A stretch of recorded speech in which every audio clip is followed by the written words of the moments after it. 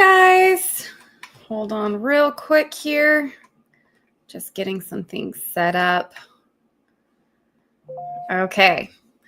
Good morning. It is February 12th, 2025. It's been quite an interesting start to the year, I would say. Today, I thought we would talk about what interest rates are doing, what that means for buyers and sellers, have some conversations about that. So with that being said, let's go ahead and start off with what the current trend in mortgage rates actually are at the moment. So right now, you guys talking with different lenders, and I kind of wrote some notes down of what I've talked to and what I've kind of found out for you guys. The interest rates, I'm seeing the trends between different lenders. They're averaging anywhere from 6.91 to a little over 7%, actually, you guys. So I want to say if you are finding rates with lenders at like a 6.9 as of today, then that's going to be the 30-year average. Obviously, they'll look different for 15-year mortgage. They'll look different depending on what type of mortgage you have.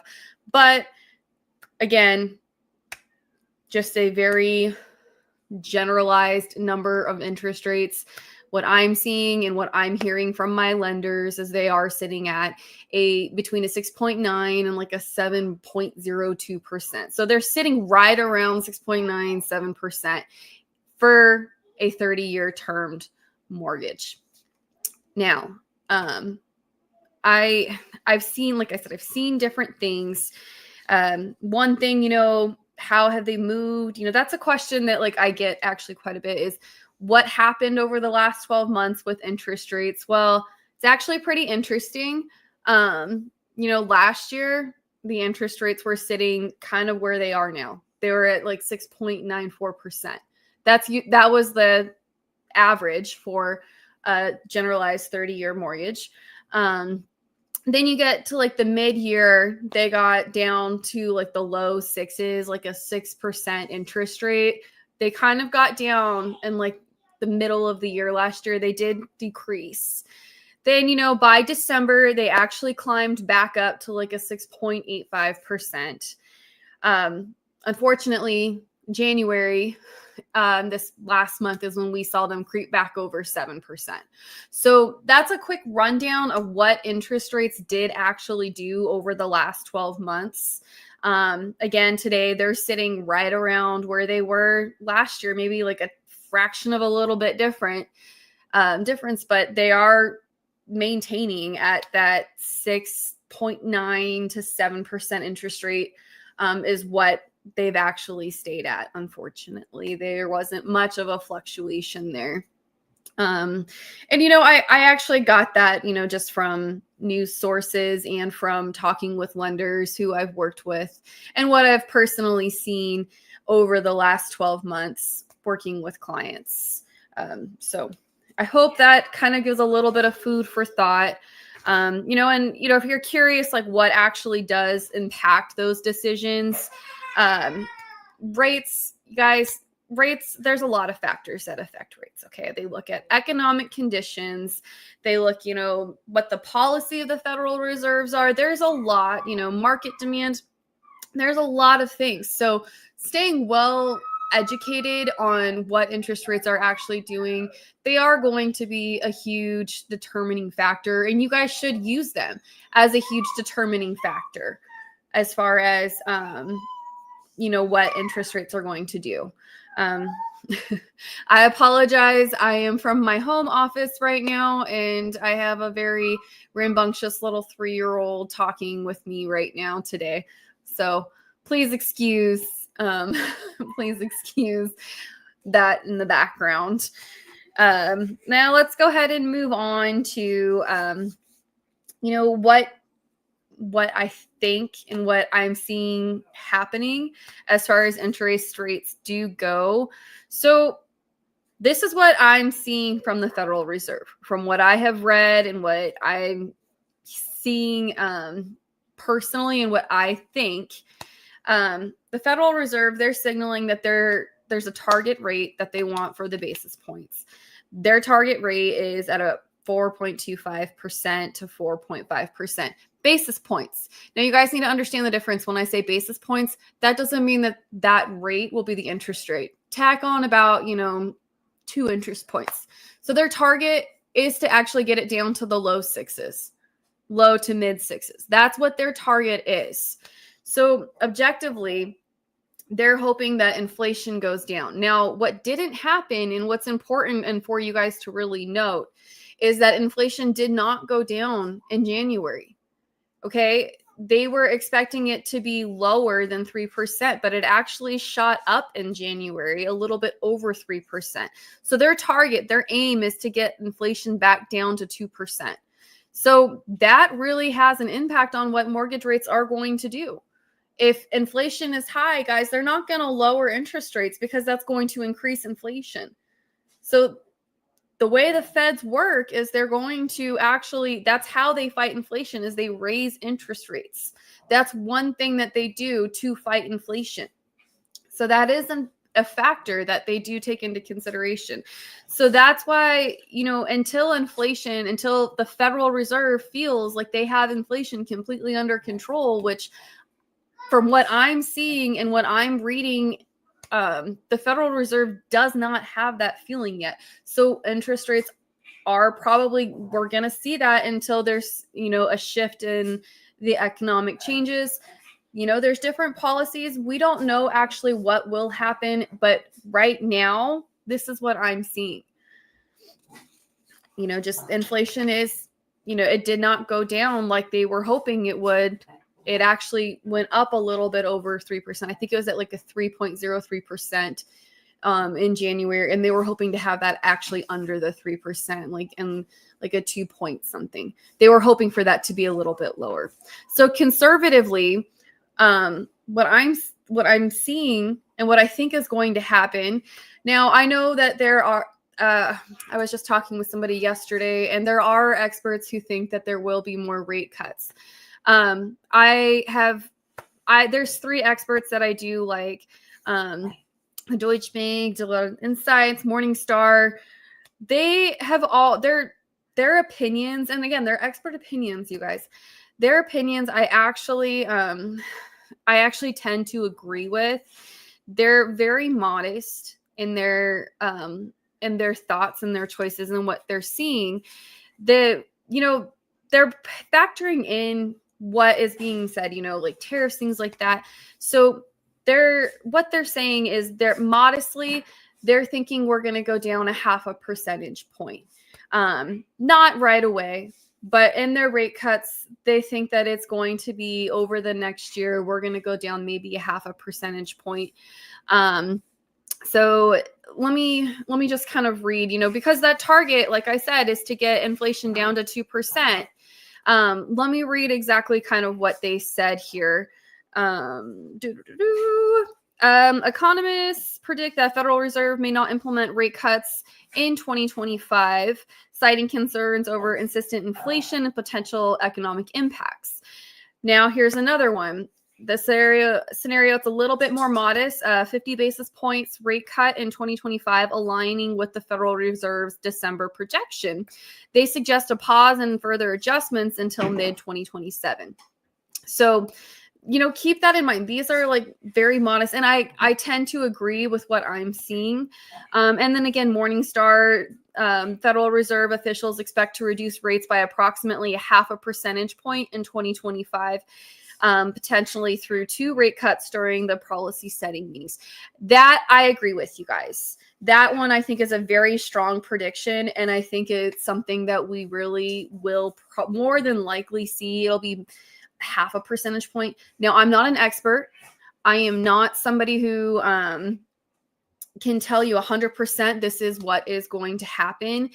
But, a lot of these factors depend on economic things. And I'm going to tell you guys just a story. Nobody really expected a pandemic to happen. And what happened during that pandemic? Something called quantitative easing. And interest rates actually were slashed. The Federal Reserve zeroed out the basis points because they were expecting an economic disaster and they wanted to stimulate the economy. So that's why you saw those interest rates at those, historic lows in like the twos and the low threes. That's why you saw those interest rates like that.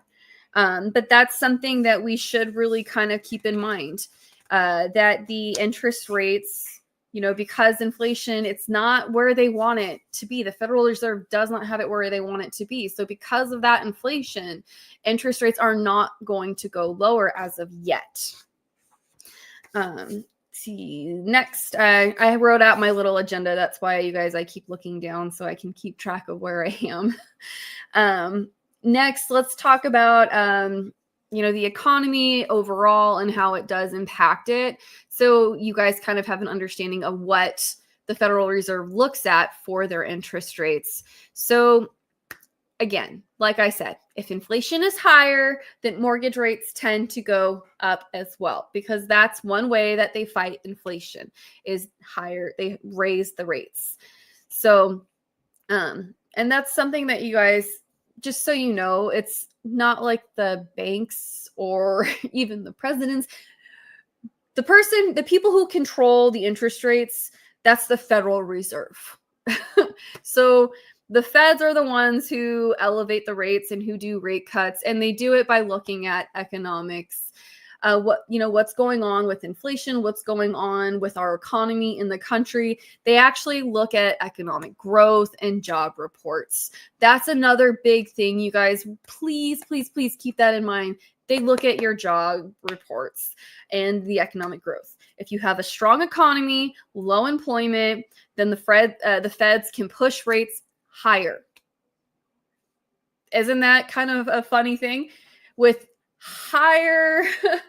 economic growth and a good jobs report, then they can push the rates higher. That's what the feds will do.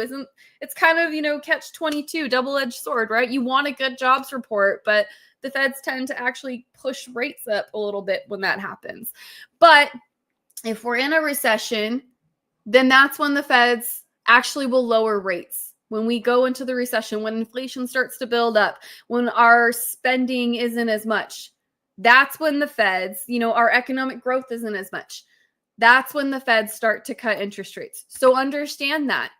If you have a strong economy and low jobs reports, if they come in and there's, the job report is actually, pretty high, then the feds will look at that and say, oh, people are keeping employment, so therefore they can continue to afford paying for mortgages and houses and, credit debt. That's something they factor into. So, essentially, when we look at the economy as we see things, and again, inflation is a really big point to this, you guys. If the inflation rate is still sitting at a higher rate than what the feds want, then they're not going to lower and cut the interest rate. They want to keep it higher to continue to bring down the inflation. So that, again, that's something that we should really take that into consideration.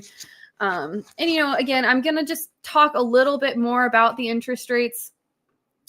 You guys, I know that prices are high. I know that it did hit everybody hard with the different interest rates. And the prices being raised, and then you have interest rates that went up to fight inflation. I used a word, quantitative easing, for when COVID-19 happened, and the Federal Reserve did that to stimulate the economy. Well, the Federal Reserve, in my opinion, they should have implemented quantitative tightening sooner than what they did, because inflation was very clearly happening and they kept slashing rates. Oh, there's no inflation. In my opinion, they look at too much old data and not enough of trending data. But, I am not the Federal Reserve, and that's my personal opinion. So that's something that I am not an expert on, but that's just my opinion. And I just share that with you. But historically, you guys, when we actually look at interest rates, dating back to 1975, did you know that the interest rate, the average was actually at a 9%? Or how about, this will get you guys, how about 1980? That year, interest rates were actually at a 13.74%. Or this is even better. 1981, they shot up to 16.63% interest. 1980, you know what? My parents bought a house in 1987, and their interest rate, the average would have been 10.21% interest. Granted, I know they bought their house for like $80,000, but with a 10%, a little over 10% interest rate, that mortgage payment still is a pretty nice size mortgage payment. And then what they kind of, went down over the years. In 1991, it shot back down to 9.25% interest. 1995 got even lower, went back down to 7.93% interest. Now, here's where it gets really interesting. 1998, it actually dropped to a 6.94% interest rate. Interesting, right? So then we go to 2000, and it shot back up to 8.05% interest. Then we saw it lower even more. We saw it go to, in 2003, 2003, a 5.83% interest rate. Let's see here. And then in 2006, we saw it go to a 6.4% interest rate.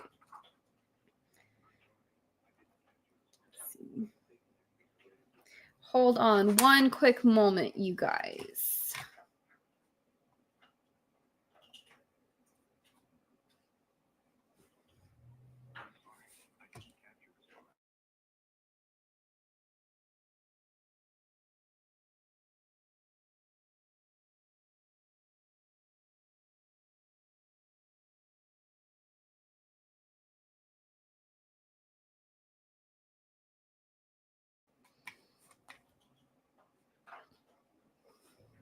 Sorry about that, guys.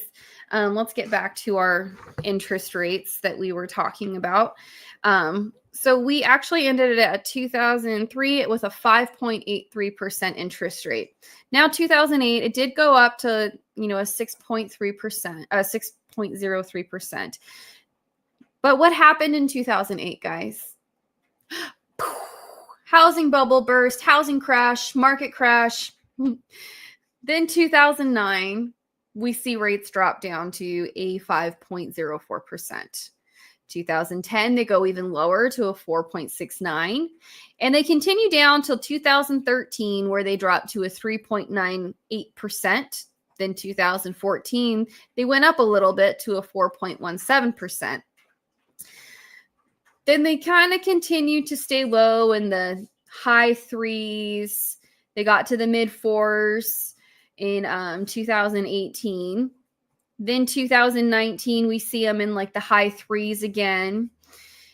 Then 2020 rolls around, and we see a 3.1% interest rate. 2021, those are those historic rates where they were sitting at an average of 2.9% interest rate. Then quantitative tightening happens, and it shoots up to a 5.34% interest rate in 2022.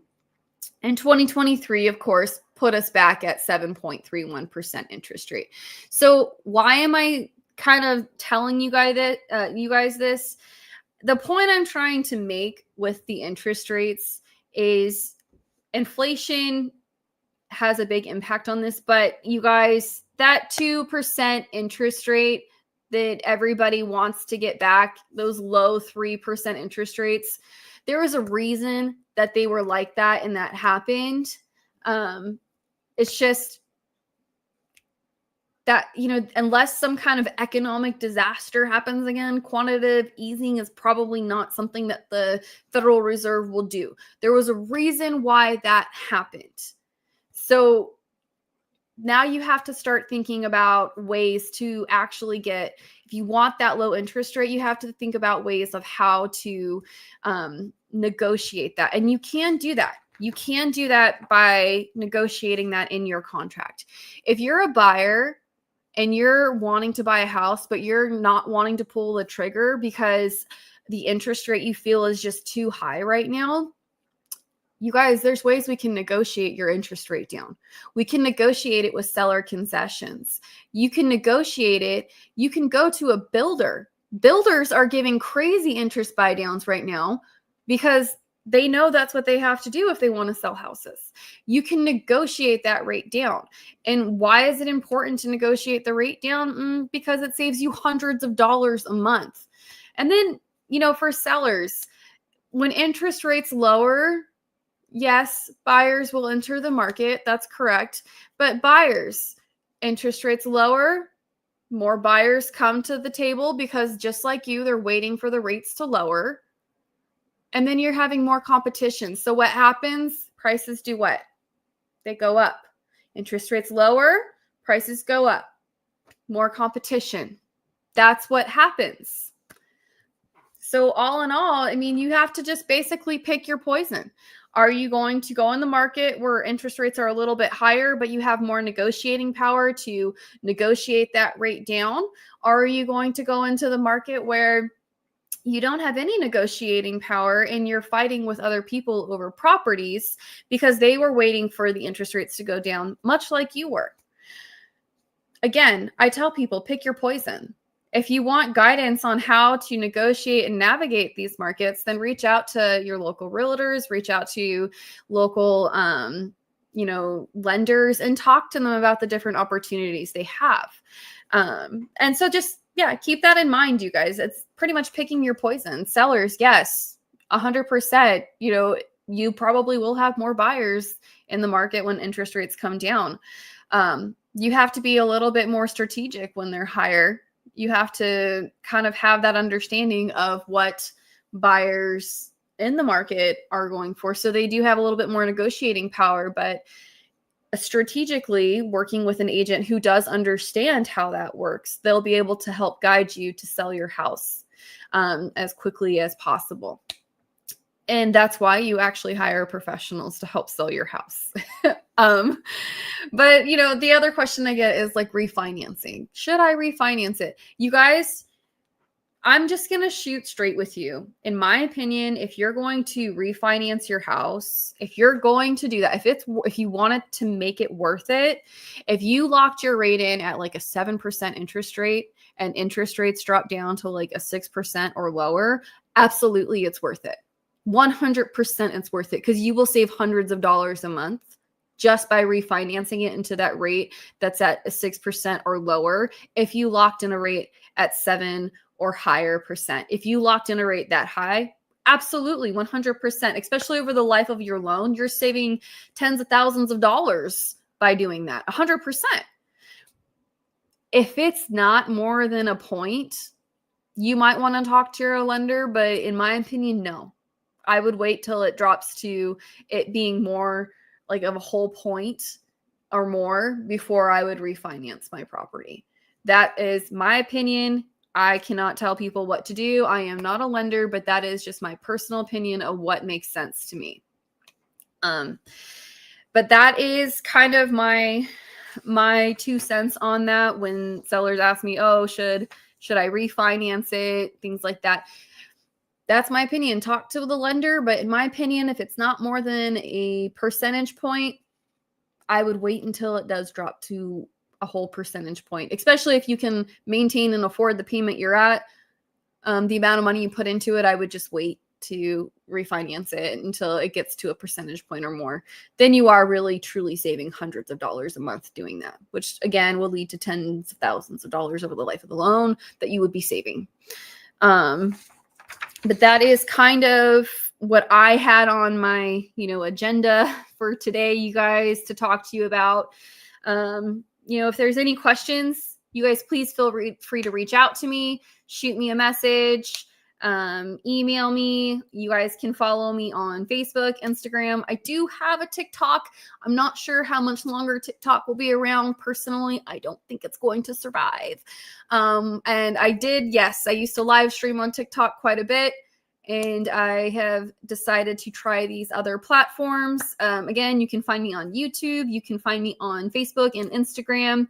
I'm also starting a Substack. I am working on getting that going. So please subscribe to me on Substack and reach out to me there. I'm working on getting a newsletter out to people at least once a month, like once a week to once a month around that time. So I can keep you guys updated on what I'm seeing around the housing market, as far as, what's happening in the world today and how that does affect you guys as consumers, as, people in the real estate world, are wanting to buy a house, things like that. That is what I am putting out, what I see trending, what I see happening from my perspective as being a realtor who does do this full time and who is a producing realtor. So again, please feel free to reach out to me. Those are the places you can find me. I do try to jump on here at 10 a.m. and at 5 p.m. every day, so twice a day. I will be honest with you, I am not always able to jump on here. Sometimes my schedules do change. I do think that 5 p.m. I might have to actually push that out to 6 p.m. now. So let me actually rephrase that. You guys can catch me at 10 a.m. and 6 p.m. Just because my daughter's track season has started, and she does not get done with track until 5 p.m. So that is something fun. And for those of you who are asking, yes, I am going to get people onto the live streams with me to talk about different fields that they are expertise in: lenders, tax advisors, title. I am going to get different people in there for that. I also will be live streaming different locations, like new builds, properties, different parts of Tucson, things to do in Tucson. So please do keep that in mind. If you guys have any suggestions, I welcome them, and I look forward to hearing from you all soon. Thanks. Bye.